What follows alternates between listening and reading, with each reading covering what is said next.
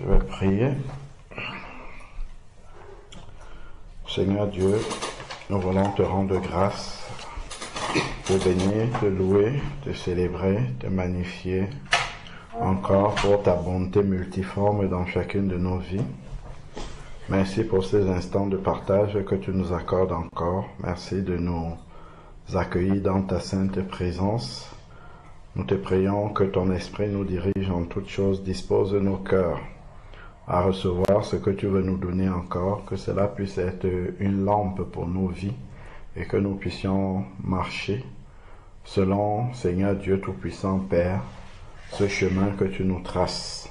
Car nous savons que tu as des projets de paix et non des projets de malheur pour nous, et que si nous suivons, Seigneur Dieu Tout-Puissant, la voie que tu traces devant nous, nous allons vivre pleinement l'héritage que tu as promis pour les saints dans la lumière au nom de Jésus-Christ. Amen. Amen.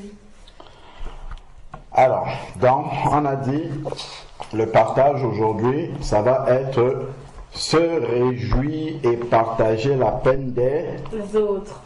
Se réjouir et partager la peine des autres. Voilà.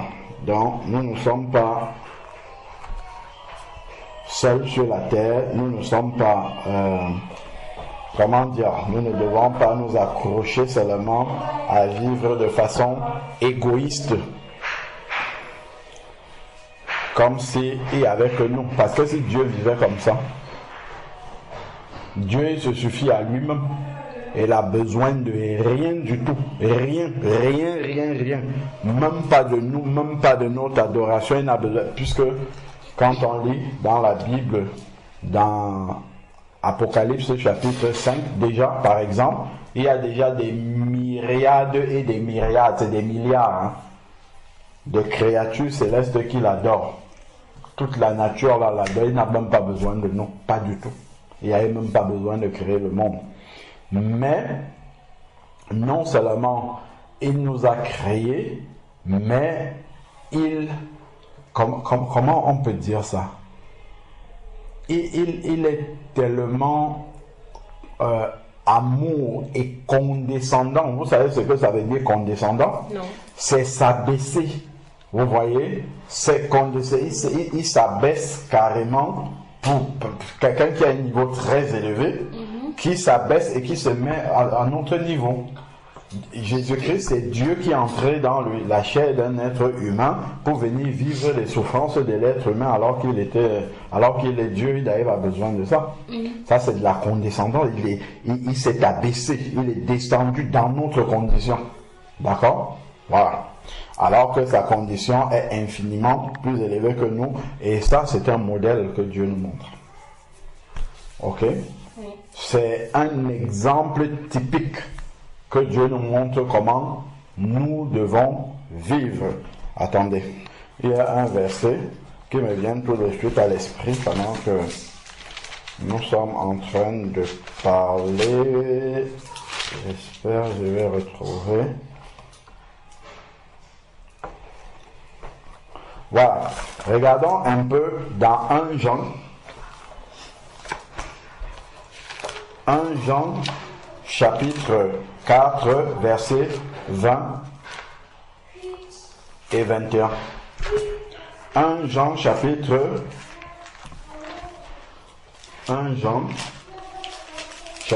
4, donc c'est vers la fin, versets 20 à 21. Chapitre 931. Qu'est-il dit dans ce verset? J'aime Dieu et qui... Lis bien ce qui est écrit. Ah oui, si quelqu'un dit... Le si, ça change tout. Oui. Si quelqu'un dit « J'aime Dieu » et qu'il haïsse son frère, c'est un menteur. Car celui qui n'aime pas son frère qu'il voit, comment peut-il aimer Dieu qu'il ne voit pas? Et nous avons de lui ce commandement, que celui qui aime Dieu aime aussi son frère. Ah! Vous avez compris ça? Oui. Donc, Dieu, est-ce que tu le vois? Non. Comment est-ce que tu peux aimer Dieu que tu ne vois pas? Parce qu'on a l'assurance qu'il existe. Ok. On a l'assurance qu'il existe, mais tu ne peux pas l'aimer de manière matériel. C'est-à-dire que tu ne peux pas, comme ton père, ta mère, tu as la personne devant toi, tu peux interagir avec cette personne-là et lui manifester ton amour. Dieu, comme on ne le voit pas, il a défini des manières de lui manifester notre amour, comme par exemple le louer, l'adorer, le prier, mais surtout et surtout par-dessus tout, c'est lui obéir. Voilà. Lui obéir, c'est une manière de l'aimer. Et dans cette obéissance-là, il y a l'amour des créatures de Dieu, de ce que Dieu a créé, et notamment la plus haute des créatures de Dieu, c'est quoi? C'est les êtres humains. Les êtres humains. Parce que tout ce que Dieu a créé dans Genèse, on voit, il disait toujours, et Dieu vit que c'était bon, il y eut un soir, il y eut un matin, c'était le premier jour, le deuxième, ainsi de suite. Mais quand il est arrivé au 6e jour, il a créé l'homme, il a créé la femme, et on dit que Dieu vit que c'était très bon. Et c'est la seule créature de Dieu qui est à l'image de Dieu. D'accord? Jésus n'est pas venu mourir pour les animaux. Il n'est pas venu mourir pour les maisons, pour les... Enfin, pardon, pas les maisons, c'est construit par les hommes, pardon. Pour la nature, pour les arbres, pour l'hiver, pour l'été, la pluie, non. Il n'est pas venu mourir pour ça, mais il n'est pas venu mourir pour le soleil, la lune, ou tout, et tout ça c'est Dieu qui a créé, mais il est venu mourir pour les hommes. Avec grande tâche, les êtres humains. Donc on voit à quel point l'être humain est important pour Dieu. Et Dieu l'a créé à son image. Donc ça veut dire que lorsque tu aimes un être humain par obéissance à Dieu, pas parce que tu as un intérêt, et tu aimes un ami parce qu'il t'aime bien, c'est un intérêt en fait. Si tu aimes, je ne sais pas, ta femme parce qu'elle t'aime aussi, c'est un intérêt. Voilà, c'est un intérêt mutuel. Aimer sa femme, bon, c'est bien. Dieu demande d'aimer sa femme ou aimer son mari, c'est bien. Mais en réalité, c'est intéressé parce que tu reçois aussi de l'amour de la personne, a priori.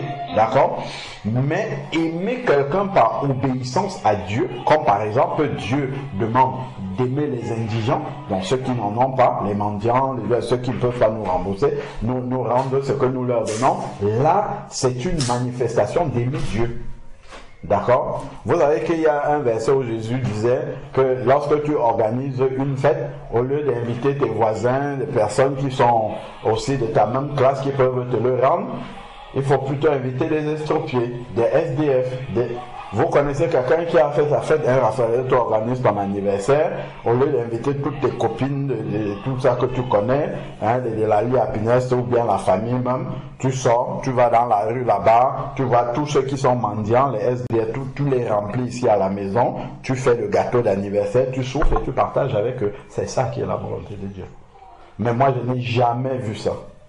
Mais c'est compliqué parce que à ton anniversaire, tu es censé profiter avec les gens. Ah, ben tu profites avec eux. Mais oui, mais tu les connais pas. Attendez.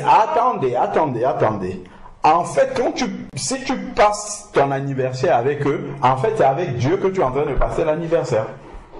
Parce que là, tu ne le fais pas pour te réjouir, toi, pour ton intérêt égoïste, mais tu le fais pour réjouir le cœur de Dieu. Est-ce que vous comprenez ça?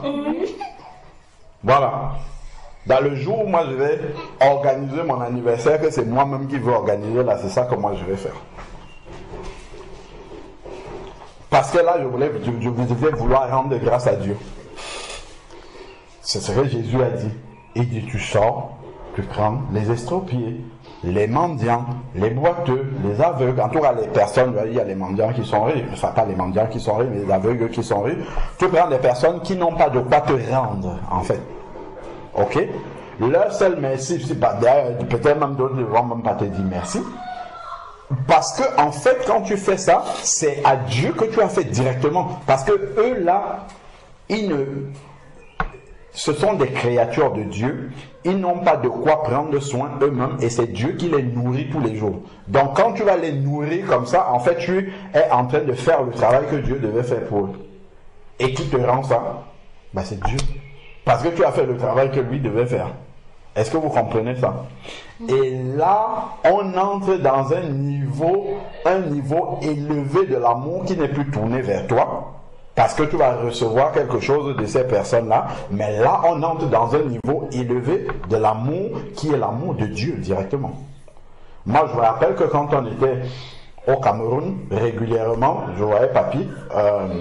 On va par exemple dans un, bon ici ça n'existe pas beaucoup, des magasins où on vend du pain, on met on met quelque chose, du beurre, du chocolat, du saucisson, des trucs comme ça. Puis ils appellent ça, comment on peut appeler ça? On appelle ça des échoppes des boutiques. Voilà. Donc il va là-bas, il achète un sandwich avec un jus de fruits. Et après, il voit quelqu'un qui est en train de passer là, je sais pas, c'était un mendiant, quelqu'un comme ça. Il demande au gars qui est à la boutique, il dit, c'est lui la même chose que moi. Il appelle. C'est lui la même chose que moi. C'est ça le vrai amour. C'est ça le véritable amour. Et il dit, parce que c'est mon frère. C'est ce qu'il dit. Je me rappelle encore, c'est encore jeune. Il dit, parce que c'est mon frère. C'est comme ça que lui faisait. Et il donne lui la même chose que moi parce que c'est mon frère. Celui-là, il ne pourra jamais lui faire ça, la même chose. Jamais. Jamais. C'est quelqu'un qui vit dans la rue. Parfois, il est même, il n'est pas très équilibré mentalement. Tout ça. Il va jamais pouvoir lui rendre ça. Et qui c'est qui va lui rendre ça? Ah, papy. C'est Dieu. C'est Dieu qui va le rendre. Vous comprenez? Oui. Organiser son anniversaire pour se réjouir, rendre grâce à... C'est très bien, hein? C'est pas mauvais. Mais sauf que ça, vous connaissez le temple des Israélites là. Le temple des Israélites révèle beaucoup de choses aussi, des réalités spirituelles. Dans le temple était constitué de 3 parties, n'est-ce pas? Il y avait le parvis extérieur où le peuple seulement pouvait entrer. Il y avait le lieu saint où les sacrificateurs, ils faisaient des sacrifices, mais seuls les sacrificateurs pouvaient entrer là-bas. Et après, il y avait le lieu très saint où Dieu se manifestait et où il y avait l'arche de l'alliance et puis Dieu qui se manifestait entre les 2 chérubins. Il n'y avait que le souverain sacrificateur qui pouvait entrer là-bas une fois par an, d'accord? Parce que c'est le lieu même de la présence de Dieu. Ben, dans l'amour aussi de manière générale, il y a l'amour qui reste dans le parvis. Ça c'est l'amour, oui, j'organise mon anniversaire. Bon, j'invite les gens que j'aime bien, c'est très bien, parce qu'il y en a qui ne font même pas ça, mais ça c'est le parvis de l'amour. Après, il faut aller plus loin. Plus inviter les estropiés comme ça, là, je pense qu'on entre dans le lieu saint, et puis on veut s'approcher du lieu très saint.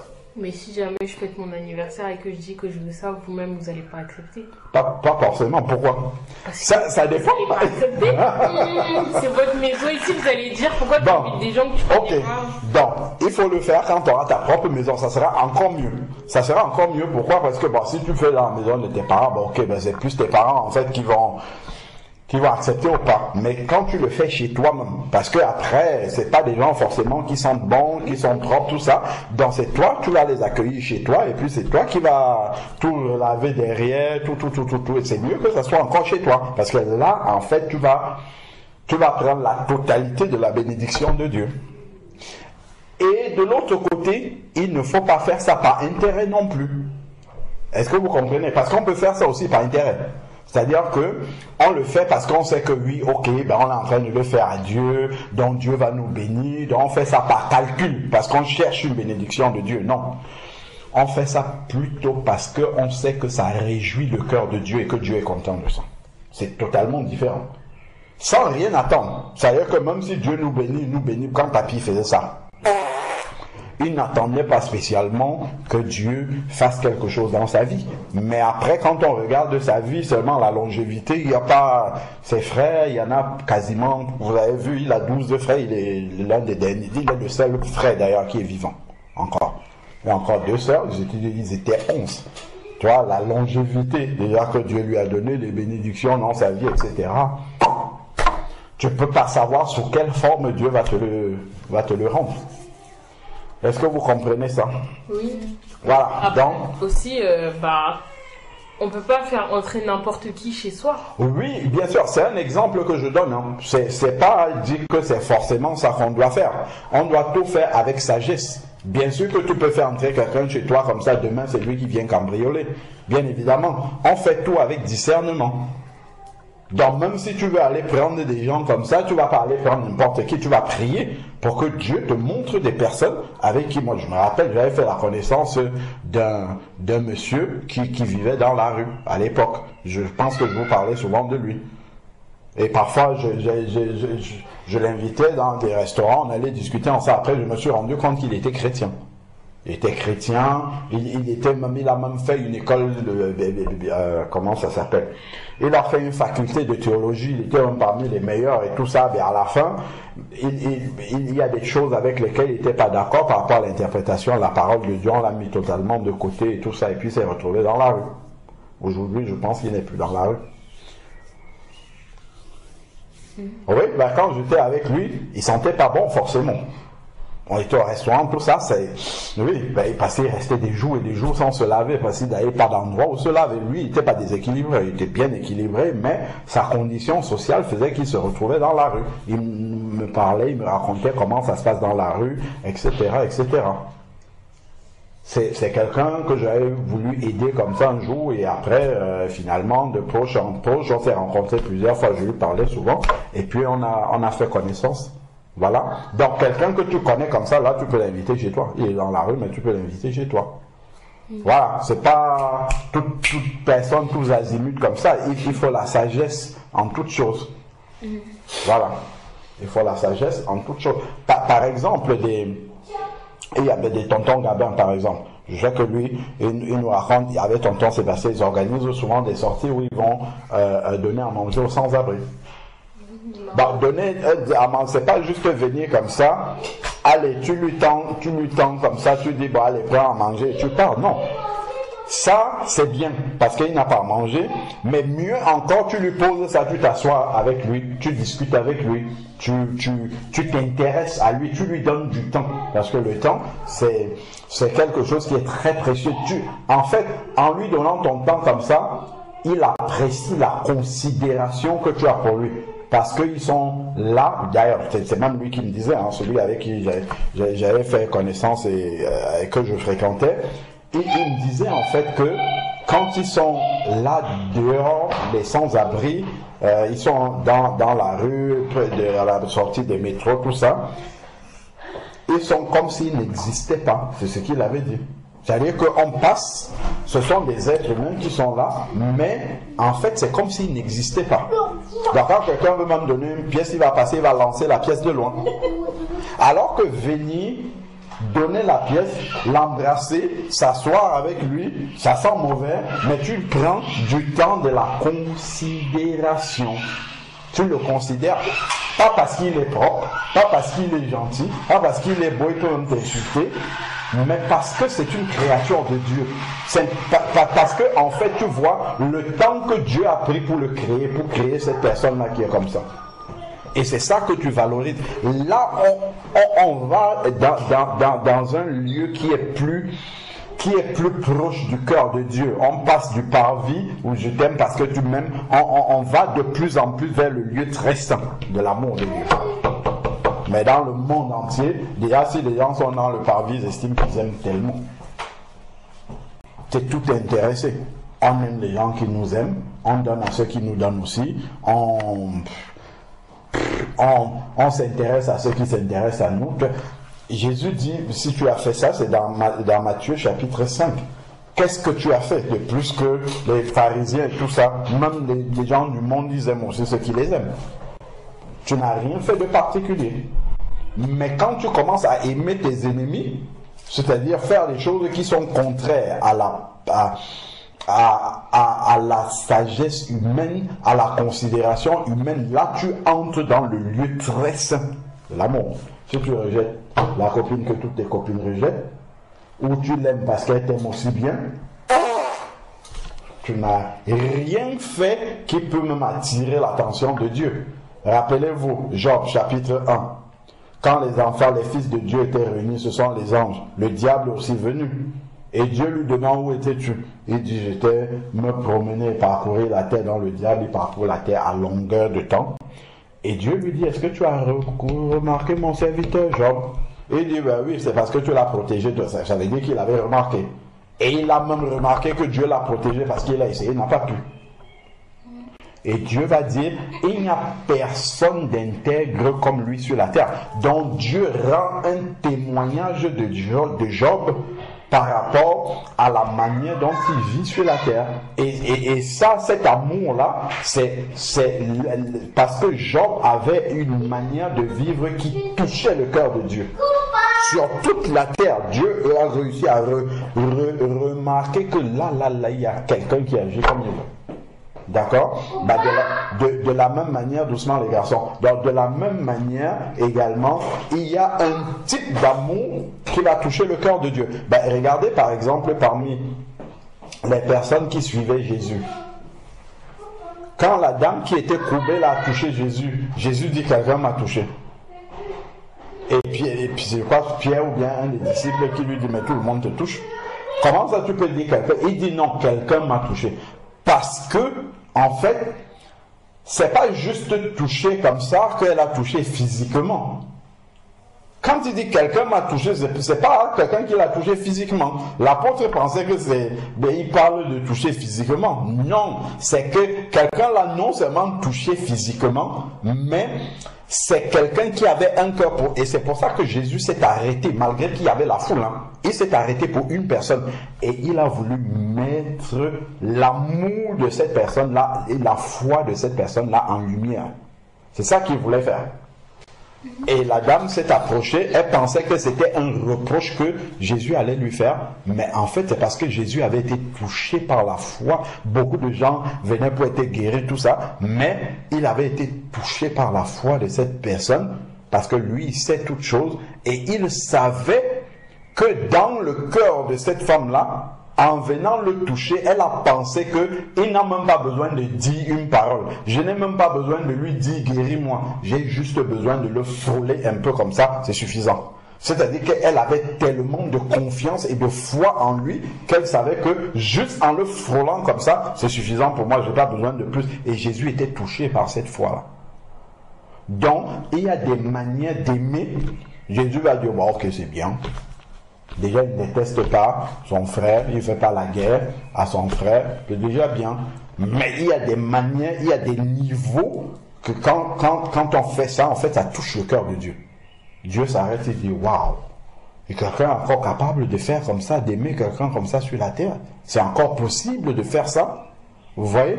Donc, il ne faut pas seulement faire des choses parce que, bon, on attend quelque chose. Parfois, il y a des personnes qu'on est, dont c'est que des personnes ne vont jamais pouvoir nous aider, on n'attend pas quelque chose d'eux, mais parce qu'on sait que ça va les aider, ça va, comment dire, ça va apporter de la joie, la lumière dans leur vie, et on sait que ces personnes-là seront heureuses, et on sait que Dieu aimerait qu'on fasse ça pour les gens. Donc, en fait, ces personnes-là ont prié, peut-être, ou pas, et nous sommes la réponse de Dieu pour ces personnes-là, parce que Dieu ne va pas descendre pour le faire. Donc là, en fait, on entre le but normalement d'un enfant de Dieu qui aime réellement le Père, c'est de faire des choses qui touchent Dieu. C'est pas faire ce que tout le monde fait. Il faut déjà faire ce que tout le monde fait qui est bien. Mais il faut aller au-delà. Il faut faire des choses qui touchent Dieu. Surtout que Dieu nous révèle dans notre cœur. On sait que ça, si on fait ça, ça va toucher Dieu. De la même manière, sans calcul, il y a des grâces particulières aussi que Dieu va faire dans notre vie. Quand les gens vont rester comme ça, ils vont dire « Waouh, comment on fait pour avoir ça ?» Comment on fait pour avoir ça parce que Dieu sait que ça, c'est quelqu'un qui a posé des actes aussi qui ont touché son cœur et que tout le monde ne faisait pas. Il y a des grâces aussi qu'il va accorder à cette personne-là que personne n'a. Est-ce que vous comprenez? Oui. Voilà, donc ici, lorsque si on revient, là on était dans le commentaire de 1 Jean chapitre 4 verset 20, si quelqu'un dit j'aime Dieu et qui haït son frère, donc en fait on voit que notre prochain, notre frère, la personne qui est là à côté de nous, est une image de Dieu parce que Dieu l'a créé à son image. D'accord? C'est une image de Dieu qui est là. Donc en manifestant l'amour à son prochain, en fait c'est à Dieu qu'on est en train de manifester l'amour parce que c'est l'image de Dieu. D'accord? Mais si tu aimes ton chien de compagnie et tout ça, lui il n'est pas l'image de Dieu. Ok? Voilà. Donc, du coup, ça nous fait déboucher sur un autre commandement. Donc il dit, verset 21, et nous avons de lui ce commandement, que celui qui aime Dieu aime aussi son frère. Allons dans Matthieu, ça nous fait déboucher sur le plus grand de tous les commandements. C'est quel commandement? Matthieu 22, 34 à 39. Quel est le plus grand de tous les commandements? Aime ton prochain comme toi-même. Voilà, le premier d'abord. Tu aimeras Dieu de tout ton cœur, de toute ta force, de toute ton âme, de toute ta pensée. Voilà, c'est ça. C'est Matthieu 22? Oui, Matthieu chapitre 22, on va prendre de 34 à 39. Chapitre 22. Matthieu 22, 34 Alors. à 39.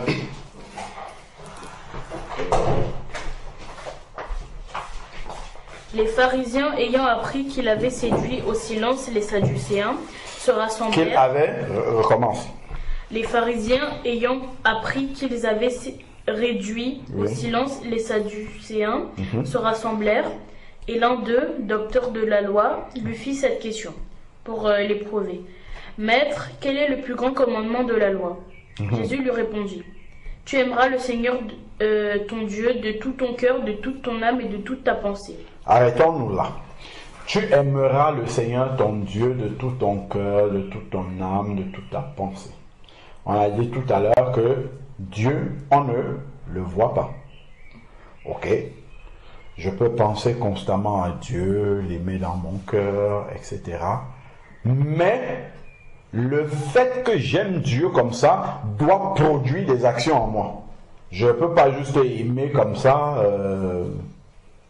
sans rien faire. Et tous disent, oui, j'aime beaucoup Dieu dans mon cœur, mais on ne voit pas une manifestation de cet amour-là. Lis maintenant la suite. Alors, c'est le premier et le plus grand commandement. Et voici le second, qui lui est semblable. Très bien. C'est pas un détail qui lui est semblable. Hein. C'est-à-dire que le deuxième commandement, c'est la même chose que le premier. Qui lui est semblable. D'accord? C'est similaire au premier. Vas-y. Tu aimeras ton prochain comme toi-même. Ok. Vous avez compris? Le deuxième est pareil que le premier.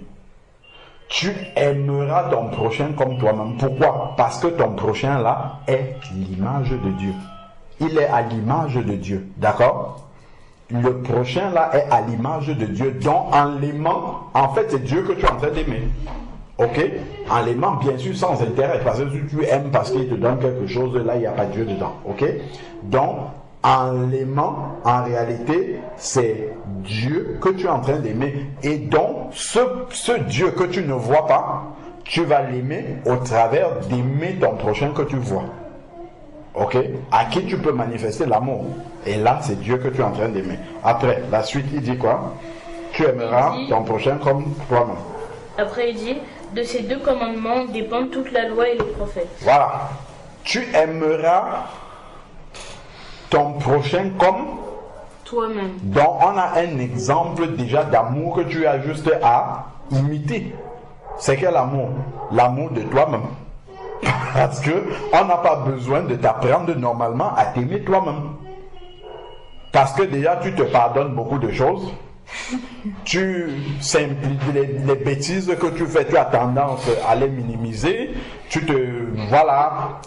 Parfois tu penses que tu es le meilleur, tu penses que tu es bien, tu penses beaucoup, tu as une haute estime de soi. Bien sûr qu'il y a des personnes qui sont conduites par le diable à se détester soi-même. Ça c'est une œuvre diabolique. Là on parle de quelqu'un de normal, qui n'est pas infesté par les démons et ainsi de suite.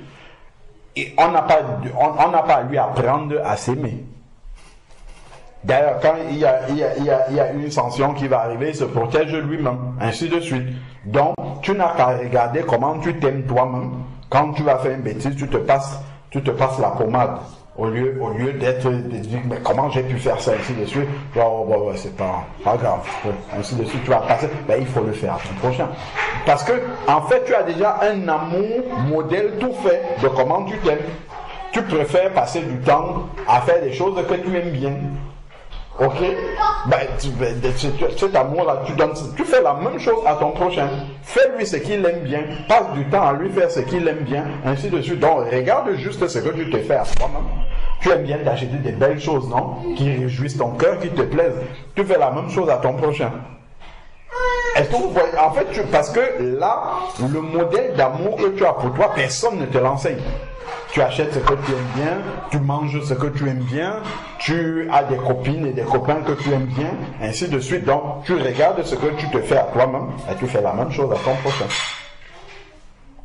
Et quand tu fais la même chose comme ça à ton prochain, pas parce que tu attends quelque chose en retour de lui, en fait, c'est à Dieu que tu es en train de faire. Tu es en train de manifester ton amour pour Dieu et c'est exactement le premier commandement que tu es en train d'accomplir. Là, tu aimes vraiment Dieu de tout ton cœur, de tout. Parce que toi-même, penser à toi. Est-ce qu'on a besoin de te demander de penser à toi? Quand tu te lèves le matin, tu penses à toi-même. Tu te brosses les dents. Tu te laves. Tu fais ça, en fait, ça montre que tu penses à toi-même. Quand tu restes là, tu vas penser à tes problèmes. Tu vas penser à ce qu'il faut que tu fasses, ainsi de suite. Vrai ou faux? En réalité, ça, la manière dont tu es en train de t'aimer là, c'est comme ça qu'il faut que tu aimes ton prochain. Quand tu penses à toi, ah ouais, chrétien, quand je vais avoir l'argent, il faut que je fasse ça, comment je peux faire pour me dresser bien, pour que je sois jolie, ainsi de suite. Tout ça, ça montre que tu penses à toi. En fait, on n'a pas besoin de te dire pense à toi-même. Tu penses à toi dès que tu es réveillé jusqu'à ce que tu dors. Quand tu rêves, même dans ton rêve, tu es encore présent dans ton propre rêve. Donc, c'est-à-dire que même en dormant, tu penses à toi-même. Donc, par rapport à ton prochain, il n'y a pas besoin qu'on t'enseigne.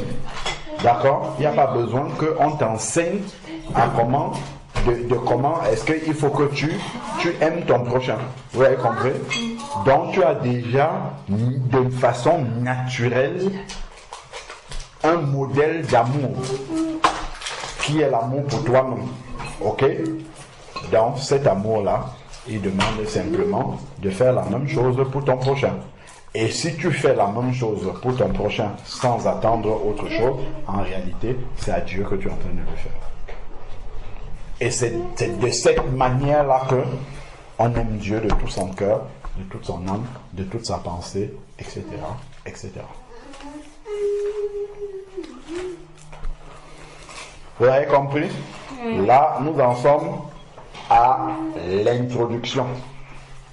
Donc, est-ce que déjà là, on ne va pas tout finir aujourd'hui, hein, c'est un gros sujet ça. Vous avez compris, c'est quoi le verset 40 de ce qu'on a lu là? De ces deux commandements dépendent toute la loi et les prophètes. Vous l'avez compris? Aimer Dieu de tout son cœur, de toute son âme, de toute sa pensée, de tout son être, et tout cela, le second qui est semblable à aimer son prochain comme toi-même. Il dit que c'est le résumé de toute la Bible. Hein. Est-ce que vous avez compris ça? Oui. Quelqu'un qui l'a compris et qui le pratique dans sa vie, même s'il ne connaît aucun verset de la Bible, en fait, il vit la Bible directement. C'est le résumé de toute la Bible, ce qu'il a dit là, les deux commandements. Donc ça veut dire que c'est un cheminement pour arriver à ça. Quand on parlait d'inviter les expropriés dans son anniversaire, tu ne claques pas les mains comme ça là pour que ça se manifeste, d'accord? C'est une croissance dans l'amour de Dieu. Pourquoi? Parce que plus tu vas aimer Dieu, plus les biens matériels que tu as vont devenir insignifiants pour toi et tu pourras partager ça avec les autres. Vrai ou faux? Voilà. Parce que plus tu vas te rapprocher de Dieu, plus tu vas te détacher des choses de la terre. Ça aura peu d'importance pour toi et ça, tu pourras partager simplement avec les autres. Jésus, quand Jésus était sur la terre, est-ce qu'il partait rester seulement avec les personnes de haute distinction? Non, pas du tout. Il restait souvent avec vous, voyez dans le film, là, des gens avec des gens de mauvaise vie. Il restait avec eux. Les pharisiens étaient étonnés. Que comment tu restes? Il dit que non, les médecins, ils ne soignent pas. Ce n'est pas les gens qui sont bien portants pour lesquels les médecins sont là. C'est pour ceux qui sont malades. Donc il va rester avec ceux qui sont malades pour les enseigner. Donc, et ça, c'était une grande manifestation d'amour qui tranchait radicalement avec les religieux. Parce que les religieux, eux, c'était Dieu, oui. Ils passent le temps à prier, tout ça et tout. Mais vous avez vu l'histoire du bon samaritain. Quand il fallait maintenant passer à l'action, montrer que vraiment le Dieu qu'on va prier là tous les jours au temple a vraiment rempli notre cœur d'amour. Il n'y avait plus rien. Le sacrificateur est passé, il a vu celui qui avait été agressé et passé son chemin. Un lévite aussi. Ça, c'est pour montrer des gens qui sont constamment dans la Bible. Qui prient, chantent, ils louent, ainsi de suite. Il est passé, il a vu l'autre avait besoin. Il a passé son chemin. C'est pas par hasard que Jésus a donné cette parabole-là. Il a pris un sacrificateur et il a pris un lévite. Donc des gens qui sont normalement constamment en train de parler de Jésus, de la Bible, et ainsi de suite. Mais si dans les actions, dans les œuvres, ils ne sont pas capables de manifester l'amour à leur prochain, ça veut dire que tout ce qu'ils apprennent là, ça ne leur sert de rien du tout. Parce que tout ce qu'on apprend de la parole de Dieu doit se transformer en acte concret qu'on accomplit auprès des personnes.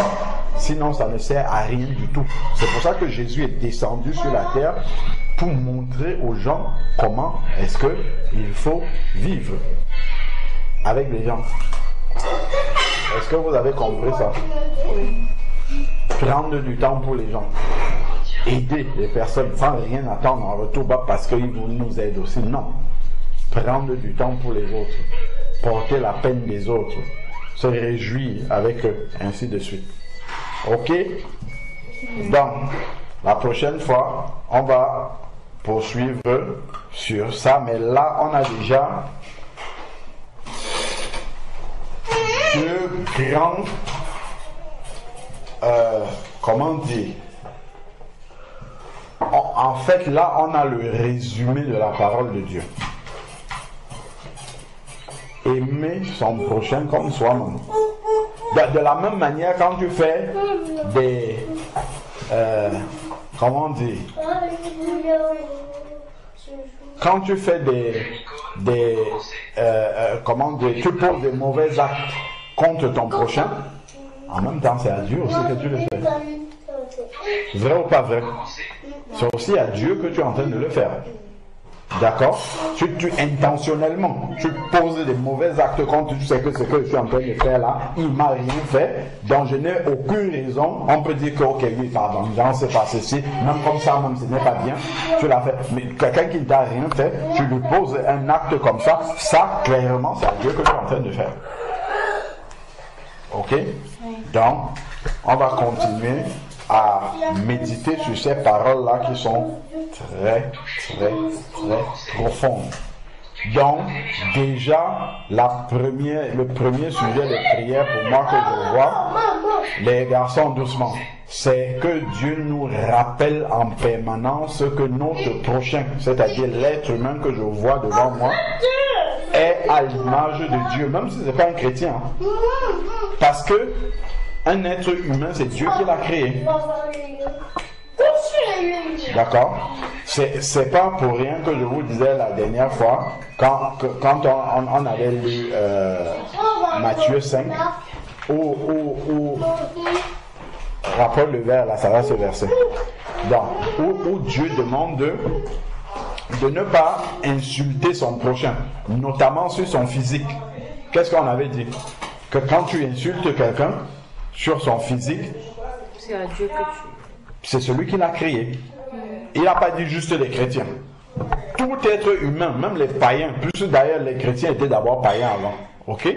Donc, c'est Dieu qui a créé ces personnes-là. Donc, quand tu vois un être humain dehors, même s'il est méchant, il est comment? En fait, à la base déjà, c'est une créature de Dieu. D'ailleurs, il y a même un livre dans la Bible, le livre de Jude, où il demande de ne pas insulter même Satan, parce que c'est une créature de Dieu aussi. Ok, on peut prendre l'autorité sur Satan et tout, mais ne pas l'insulter, ne pas l'injurier, parce que c'est une créature de Dieu. Donc même en injuriant Satan, en fait c'est Dieu qu'on est en train d'injurier, c'est ce que Jude dit juste avant Apocalypse. Ok, on peut le réprimer, d'ailleurs, il dit que Dieu te réprime. Tu vois, mais il ne commence pas à injurier Satan, non. Et tu peux prendre l'autorité en lui interdisant de faire ci ou ça. Même quand Jésus a affronté le diable dans le désert, il n'a jamais injurié, hein. Jamais, jamais. Il porte pas des injures contre lui. Parce que lui-même aussi, c'est une créature de Dieu. Si on va lire, au début, c'était le chérubin protecteur, ainsi de suite, sur la montagne de Sion. Donc, c'est même une des grandes créatures de Dieu, Satan. Sauf qu'il a été déchu. Parce qu'il a voulu se comparer à Dieu, et ainsi de suite. D'accord? Donc, tout cela nous montre déjà comment est-ce que nous devons demander à Dieu de nous faire grandir dans l'amour du prochain. Ok? Grandir dans l'amour du prochain, parce que ce prochain-là est à l'image de Dieu. Bien évidemment, pour tout prochain qui est devant nous, nous devons toujours demander à Dieu le discernement, parce que ce prochain-là est en même temps la convoitise du diable. Parce que tout ce que Dieu crée, le diable convoite. Donc, tous les êtres humains que Dieu crée, le diable les convoite. Il veut venir les posséder, les diriger leur vie, ainsi de suite. Donc, si nous on dit ça, c'est la créature de Dieu, il ne faut pas aller de tête baissée vers la manifestation de cet amour-là. Il faut discerner aussi dans cette personne, parce que le diable peut aussi essayer de nous séduire au travers de cette personne-là. D'accord? Donc il faut toujours demander le discernement à Dieu par rapport à la personne qui est devant nous, manifester l'amour, mais que Dieu nous donne la sagesse et le discernement de comment manifester cet amour-là à notre prochain, sans se laisser attaquer par le diable au travers de cette personne-là. Ok? Donc Dieu nous aide à voir en chaque être humain un être qui est à l'image de Dieu, et de lui manifester l'amour que Dieu veut que nous ayons pour lui-même. Ok? C'est ça le résumé. C'est ça le résumé de la parole de Dieu. D'accord? Donc c'est ça que normalement la parole de Dieu doit produire dans notre cœur. Ok? Parce que c'est que cet amour-là grandisse. D'accord? Donc on va prier. Ça déjà c'est un sujet de prière. Après peut-être vous avez d'autres sujets de prière, mais ça déjà c'est un gros, s'il te plaît, après. Ça c'est déjà un gros sujet de prière. Est-ce que vous en avez d'autres? Non. Déjà, oui. Que Jésus nous donne sa compassion. Ok, la compassion. Très bien. Donc ça, aimer notre prochain comme soi-même, et après maintenant on entre dans les détails. De quelle manière je vais l'aimer? C'est avoir la compassion pour lui. Ça peut être avoir l'attention pour lui. Quand je vois des personnes dehors, voilà, qu'il y ait cette, comme Jésus voyait des personnes, on dit qu'il était ému de compassion. Voilà. Il voyait d'autres comme des brebis sans berger. Ainsi de suite. Ok? Voilà. Donc, le Seigneur nous donne de nous souvenir toujours que notre prochain est créé à son image, même s'il n'est pas un enfant de Dieu, et encore plus les enfants de Dieu, et ensuite qu'il nous donne la compassion. Et au fur et à mesure qu'on va avancer dans ce sujet, ça va se détailler encore davantage ce sujet-là. Ok, donc je vous laisse prier. Seigneur, je te prie pour que je te remercie pour la parole qu'on a étudiée.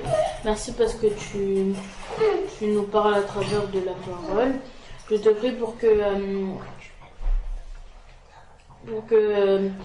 on puisse aimer notre prochain comme nous-mêmes, et donne-nous ta compassion, s'il te plaît, pour qu'on puisse avoir de la compassion pour les autres. Amen. Et fais qu'on puisse toujours réjouir ton cœur. Au nom de Jésus-Christ. Amen. Amen.